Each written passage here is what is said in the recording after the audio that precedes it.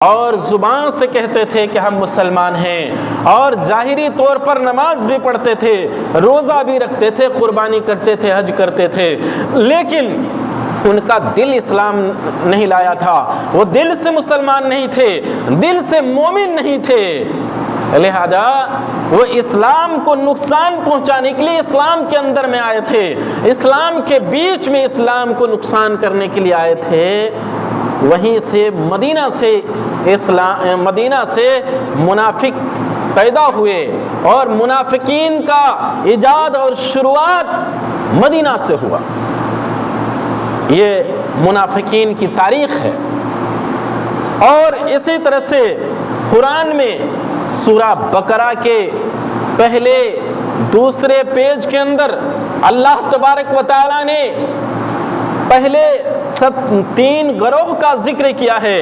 قرآن میں آپ پڑھیں گے سورہ بقرہ کے شروعات میں 3 گروہ کا تذکرہ کیا گیا ہے۔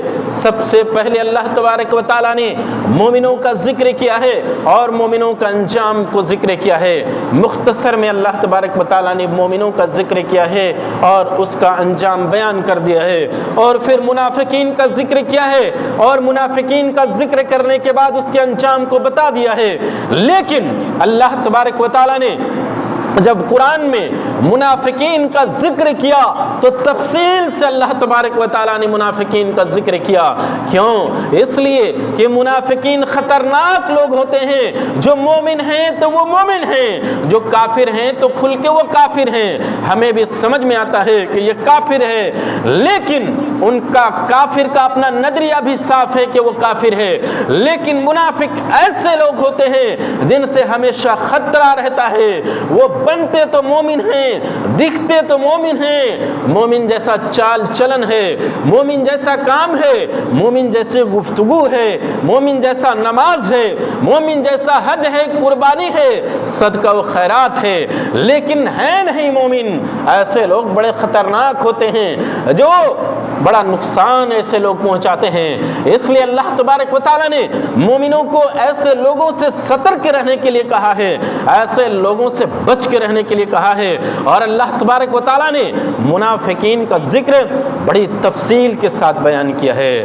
یہ منافقین بڑے خطرناک لوگ ہیں، اس لیے ہمیں منافقین اور سے بچنا چاہیے، اور منافقت اپنے اندر آ جائے اس سے بھی ہم کو بچنا چاہیے۔ اور جھوٹ جو منافقت کی علامت ہے، وعدہ خلافی جو منافقت کی علامت ہے، اور اسی طرح سے امانت میں خیانت یہ جو منافقت کی علامت ہے، اور اسی طرح سے جھگڑا لڑنے پر گالی گلوچ پر اتر آنا یہ جو منافقت کی علامت ہے، اس سے ہم کو پرہیز اور گریز کرنا چاہیے۔ اسی طرح سے برے اخلاق میں سے گالی گلوچ کرنا ہے، مسلمان کو قتل کرنا ہے۔ اللہ کے رسول صلی اللہ علیہ وسلم نے ارشاد فرمایا، سباب المسلم فسوق وقتالہ کفر۔ آپ نے کہا کہ سباب المسلم فسوق، ایک مسلمان دوسرے مسلمان کو گالی دے یہ فسق ہے۔ ایک مسلمان دوسرے مسلمان کو گالی نہیں دے سکتا، حرام ہے، منع ہے، یہ فسق ہے۔ اور فسق کا مطلب ہوتا ہے کہ جس نے فسق کیا مطلب وہ اللہ کی اطاعت سے نکل گیا، اللہ کی اطاعت سے نکل گیا۔ لہذا ایک مومن دوسرے مومن کو گالی نہ دے، گالی گلوج نہ کرے، شب و شتم نہ کرے، تان و طنز نہ کرے، تان تشنیع نہ کرے۔ سباب المسلم فسوق، مسلمان کو گالی دیتا ہے یہ فسق ہے۔ فسق کا مطلب وہ اللہ کی اطاعت سے نکل گیا۔ وقتالہ کفر، اور ایک مسلمان دوسرے مسلمان کو قتل کر دیتا ہے یہ کفر ہے، یہ کفر ہے۔ محترم حضرات، ہم جب آپس میں لڑتے ہیں گالیاں کتنا خطرناک، ہم ایک دوسرے کو بکتے ہیں، اور گالیاں بکتے ہوئے ہم اگلے کی عزت و آبرو کا کوئی لحاظ نہیں رکھتے، اور عورتیں خاص کر کے جب وہ کسی سے لڑتی ہیں تو وہ شرک کر بیٹھتی ہیں اور کیا کہتی ہیں کہ ہمیں تو دلک بات جانو. اللہ تبارک و تعالیٰ نے قرآن میں کہا انہ علیم بذات الصدور. پوری کائنات میں اللہ کے سوا کوئی دل کی بات کو نہیں جانتا. انہ علیم بذات الصدور. یہ اللہ کی صفت ہے کہ اللہ تبارک و تعالی انسان کے دلوں کے بھید کو جانتا ہے. انسان کے دل میں کیا چل رہا ہے یہ صرف اللہ جانتا ہے. لیکن جب ہماری عورتیں لڑتی ہیں تو دوسرے کہتی ہیں کہ لڑتی ہیں تو ایک عورت دوسری عورت سے کہتی ہے کہ میں تمہارے دل کی بات بھی جانتی ہوں. تم کیا سوچ رہی ہو, کیا بول رہی ہو, میں تو تمہارے دل کی بات جانتی ہوں, ہمیں تو دل کی بات تے جانو. یہ شرک ہے, اس سے ہمیں بچنا چاہیے. اسی طرح سے برے اخلاق میں سے کیا ہے, بدگمانی بھی برے اخلاق میں سے ہے. اللہ کے رسول صلی اللہ علیہ وسلم نے ارشاد فرمایا ایاکم والظن فإن الظن اکذب الحدیث. اللہ کے رسول صلی اللہ علیہ وسلم نے ارشاد فرمایا کہ ایاکم والظن, تم لوگ بدگمانی سے بچو کیونکہ فإن الظن اکذب الحدیث, بدگمانی سب سے جھوٹی بات ہے. کیا مطلب ہے کہ کبھی ہم دیکھتے ہیں کہ دو آدمی بات کر رہا ہے تو ہم سوچتے ہیں کہ شاید وہ ہمارے خلاف بات کر رہے ہیں, شاید وہ ہمارے خلاف سازش بنا رہے ہیں, ہمارے خلاف بات ہو رہی ہوگی.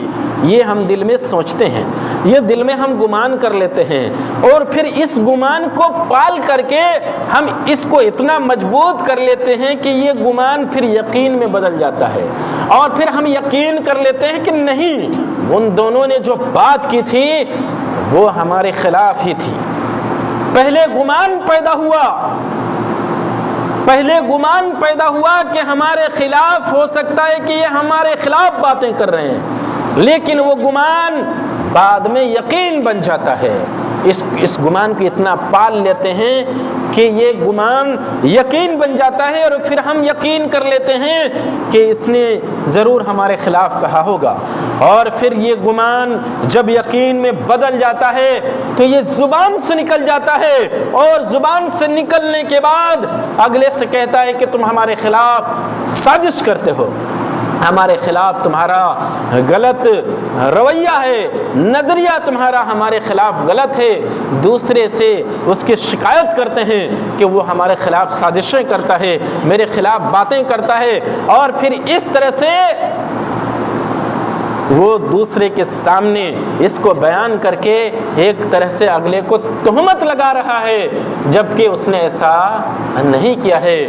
تو علماء نے کہا ہے کہ یہ گمان یقین, اور یقین کے بعد یہ تہمت میں بدل جاتا ہے, اور یہ تہمت میں بدل جاتا ہے جب, تو پھر یہ بڑا گناہ میں سے ہو جاتا ہے, اور یہ کبیرہ گناہ ہو جاتا ہے. لہذا اگر ہم نے یہ گمان پالا اپنے دل میں تو پھر گویا کہ میں نے بڑا گناہ کیا, اور یہ گناہ اتنا بڑا گناہ ہے کہ اس گناہ کے لیے, اس گناہ سے پاک صاف ہونے کے لیے ہم کو توبہ کرنا پڑے گا. اسی لیے اللہ کے رسول صلی اللہ علیہ وسلم نے ارشاد فرمایا کہ یاکم والظن فإن الظن اکذب الحدیث, کہ تم گمان سے بچو کیونکہ گمان سب سے جھوٹی بات ہے. اگر ہم کسی کے بارے میں یہ گمان کر لیں کہ یہ آدمی زناکار ہے, یہ آدمی غلط ہے, اس کا چال چلن غلط ہے, اگر آج ہم نے کسی کے بارے میں گمان کیا تو کل ہمارے دل میں یقین ہونے لگے گا کہ واقعی اس کا چال چلن صحیح نہیں ہے, واقعی اس کا چال چلن صحیح نہیں ہے. پھر یہ بات ہماری گمان یقین میں بدلے گی, اور یقین زبان سے نکلے گا, پھر تہمت بنے گا, پھر بڑا گناہ ہوگا. اسی لیے اللہ کے رسول صلی اللہ علیہ وسلم نے کہا کہ تم گمان سے بچو, اور گمان بڑا گناہ ہے, اور یہ گناہ اتنا بڑا گناہ ہے کہ توبہ کے بغیر یہ گناہ معاف نہیں ہوگا.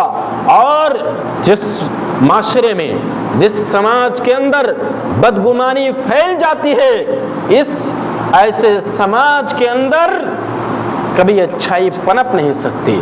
اس لیے معاشرہ اور سماج کو بدجن اور بدگمانی سے پاک صاف ہونا چاہیے، کیونکہ جس معاشرے میں، جس سماج میں بدگمانی پھیلے گی، وہاں آپس میں کسی سے محبت نہیں ہوگی، آپس میں لوگوں کے ساتھ اچھے تعلقات نہیں ہوں گے، لوگ کسی سے پیار اور محبت نہیں کریں گے، بلکہ ہر کسی کو ایک دوسرے سے بدجن اور بدگمانی رہے گی، اور بدگمانی جب رہے گی تو ایسا معاشرہ کبھی ترقی نہیں کر سکتا، ایسا معاشرہ میل جول سے نہیں رہ سکتا، بلکہ بدگمانی کا دوسرا نام معاشرے کی تباہی ہم کہہ سکتے ہیں۔